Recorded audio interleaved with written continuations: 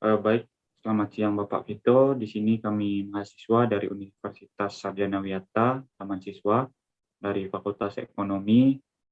Di sini kami punya tugas, yaitu tugas mata kuliah Manajemen Usaha Kecil Menengah, untuk mewawancarai suatu UMKM. Nah, di sini kami itu memilih UMKM Bapak, yaitu UMKM Toko Baju Jayapurna, dengan Bapak Vito selaku pemiliknya. Di sini kami akan mengajukan beberapa pertanyaan.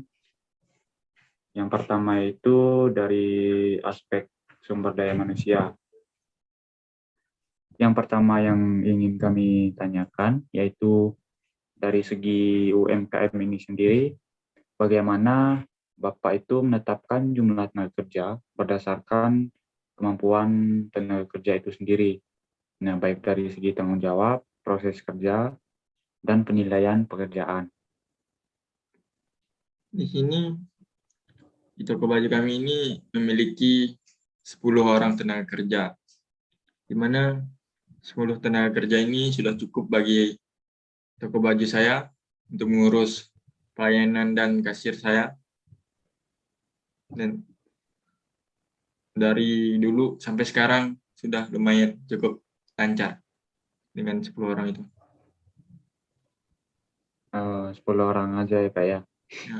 Nah, baik Pak, untuk pertanyaan selanjutnya, nah untuk menempatkan seorang tenaga kerja pada bidang yang tepat, nah bagaimana proses perekrutan tenaga kerja itu sendiri? Di toko baju kami ini cara perekrutannya, Pak, kami melakukan trial beberapa hari di toko baju kami untuk melakukan penilaian apakah orang ini bisa bekerja di tempat kami atau tidak. Kami menilainya dari Jadi aspek ketelitian dan kedisiplinan. Begitu aja, Pak. ya ya. Ya. Kemudian selanjutnya Pak, apakah pada UMKM ini memiliki program kesejahteraan karyawan atau pengembangan karyawan, promosi karyawan mungkin? Mungkin saat ini di toko baju kami belum ada, Pak. Soalnya masih beberapa toko aja di kota ini, Pak. Belum terlalu besar, Pak. Kemudian selanjutnya itu bagaimana program atau proses pemberhentian seorang karyawan? Untuk pemberhentian karyawan, kami memberi surat kepada karyawan yang kami berhentikan untuk menghadapi bos kami, ya, Pak. Oh iya, melalui surat ya Pak ya? Ya, Baik Pak. melalui surat. Kemudian pertanyaan selanjutnya itu pada masa yang akan mendatang, nah kira-kira kerja yang seperti apa yang Bapak harapkan? Yang kami harapkan, ya, Pak, bisa melakukan tanggung jawab, melakukan kedisiplinan dengan baik, dan tidak telat dalam melakukan pekerjaan, Pak. Tidak lalai, Pak. Kami butuh kedisiplinan dan ramah kepada orang, Pak. Itu aja, Pak. Oh iya, baik, yang selanjutnya itu pelatihan yang seperti apa yang dilakukan UMKM ini untuk meningkatkan produktivitas tenaga kerja? Latihan di sini kami memberi pelatihan kedisiplinan dan ramah kepada pembeli dan menghormati pembeli kami, Pak. Itu, Pak, yang kami kasih tahu untuk karyawan kami, Pak. Kemudian selanjutnya dalam pekerjaan pasti ada yang namanya tidak sesuaian. Nah, bagaimana Bapak itu mengatur atau memindahkan posisi kerja seorang karyawan? Di sini kami melihat potensi dari seseorang, Pak. Kalau dia potensinya di kasir, ya kami pindahkan ke kasir, Pak. Kalau dia potensinya menjadi karyawan di pemasarannya, kami pindahkan ke situ, Pak. Nah, baik Pak. Kemudian selanjutnya bagaimana Bapak itu mengatur pensiun seseorang atau pesangonnya dan pesangonnya sendiri, Pak? Kami mengatur usia pensiunnya, Pak, di atas 40 tahun, Pak. Kalau udah 40 tahun, sudah pensiun, Pak. Kami mengatur pesangonnya itu melihat dari dia bekerja selama ini, Pak. Kedisiplinan dia, segala kerajinan dia, ya gitu, Pak.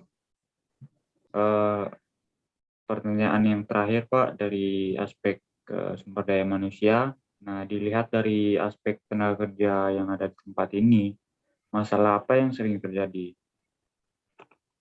Ya, kurangnya kedisiplinan, kelalaian di sini, Pak, sering terjadi, Pak. Sering telat masuk kerja, Pak. Kemudian kita pindah ke aspek pemasaran. Eh, Bagaimana karakteristik produk dan layanan yang diberikan pada konsumen?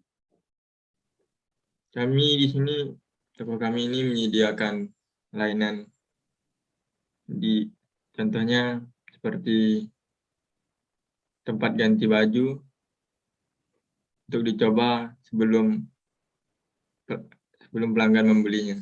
Ya. Kemudian dalam menjual produk, bagaimana riset pemasaran yang dilakukan untuk mengetahui kebutuhan konsumen atau kondisi pasar, Pak? Kami di sini melakukan riset pada tren anak muda, yang dimana anak muda itu mencari kualitas produk yang baik dan tren-tren masa kini. Nah, baik, selanjutnya itu bagaimana UMKM ini itu mendistribusikan produknya, Pak? Kami mendistribusikan produk ini, kami langsung menjual langsung kepada pelanggan, Pak. Langsung interaksi dengan pelanggan. Iya, ya. Kemudian yang selanjutnya bagaimana UMKM ini tuh menentukan promosi pada bisnis? Biasanya kami itu di bulan Desember gitu, Pak, kan biasanya ada suatu acara tahun baru gitu ya. Kami melakukan penjualan produk barang baru pada bulan Desember itu, Pak. Berarti promosinya apa, Pak? Promosinya itu melalui iklan-iklan Oh, ya, baik. di media sosial. Kemudian selanjutnya bagaimana menentukan nilai harga dari suatu produk? Kami menentukan nilai harga satu produk itu dari kualitas bahannya, Pak.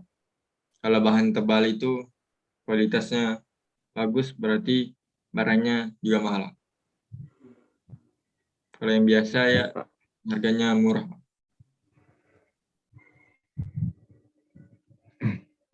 Nah, kemudian bagaimana UMKM menanggapi keluhan atau saran baik dari luar maupun dari pelanggan itu sendiri, Pak? Di sini kami menanggapi keluhan dari luar itu, Pak, dan dari dalam itu untuk memotivasi toko kami, Pak, untuk menjadi lebih baik ke depannya dan lebih unggul dalam menjual toko baju, Pak. Kemudian yang terakhir pada aspek pemasaran itu apa sih masalah yang sering dialami dalam memasarkan produk, Pak? Masalah pemasaran produk ya, Pak. Ya. Biasanya kurangnya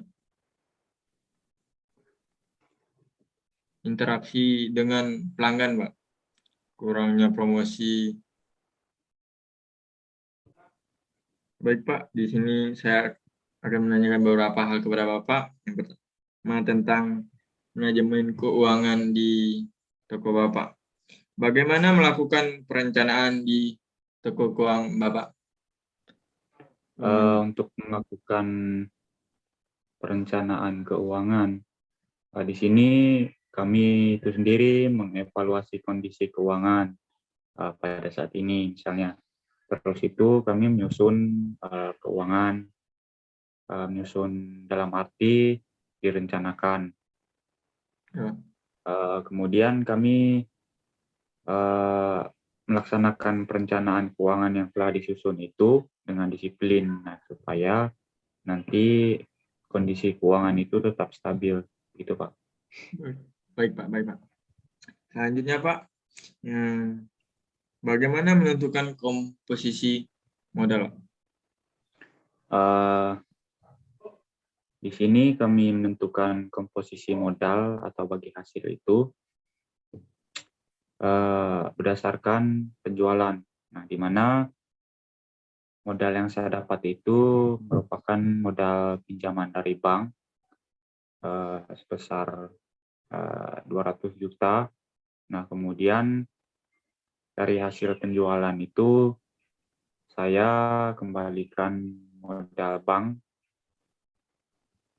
secara bertahap, gitu Pak. Baik Pak. Baik, selanjutnya Pak, yang ketiga, bagaimana cara melakukan kontrol keuangan di toko Bapak? Pada toko saya ini, kami mengontrol keuangan itu berdasarkan perencanaan keuangan. Nah, tentunya kalau perencanaan keuangan itu sudah baik, maka kontrolnya juga akan baik, gitu Pak. Ya, Pak. Oke, Pak. Selanjutnya Pak, bagaimana Bapak mengelola laba atau keuntungan usaha Bapak? Dalam mengelola laba, di sini kami atau saya sendiri itu membagi keuntungan dari hasil penjualan itu ke berbagai aspek seperti gaji karyawan itu masuk ke laba usaha, hasil dari laba usaha. Kemudian itu ada sewa gedung juga merupakan hasil dari laba usaha, gitu Pak. Baik Pak. Lalu bagaimana proses investasi yang dilakukan Bapak? Pada usaha saya ini, investasi yang saya lakukan itu dengan menanam modal atau keuntungan itu di bank atau usaha-usaha lain, sehingga dapat menjamin keberhasilan keuangan itu di masa akan mendatang, begitu Pak.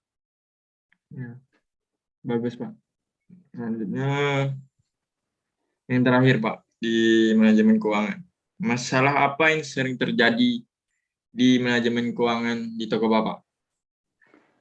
Dalam manajemen keuangan, masalah yang sering terjadi itu di mana pengelolaan laba itu kurang efektif. Nah, sehingga laba itu sendiri cenderung menurun, sehingga modal kami juga ikut terpengaruh, Pak. Gitu. Baik. Selanjutnya tentang manajemen produksi di toko Bapak. Ya, yang pertama, bagaimana proses perencanaan desain produksi dari bahan baku sampai menjadi barang jadi, Pak?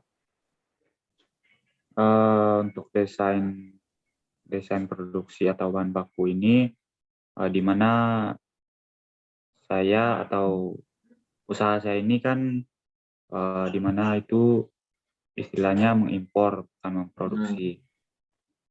Nah, di sini kami mengambil barang dari owner itu, kemudian kami pasarkan kembali.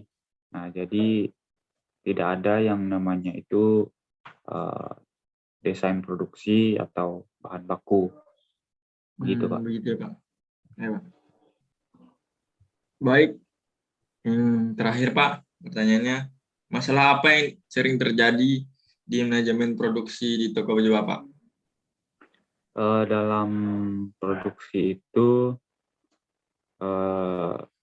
kami sering mendapatkan masalah berupa barang yang tidak sesuai permintaan. Nah, di mana itu harus kami kembalikan lagi ke ownernya begitu. Oke, baik Pak. Terima kasih atas wawancara dan waktunya Pak. Bapak sudah Oke, mau makasih diwawancara. sama-sama. Terima kasih Pak. Salam. Salam.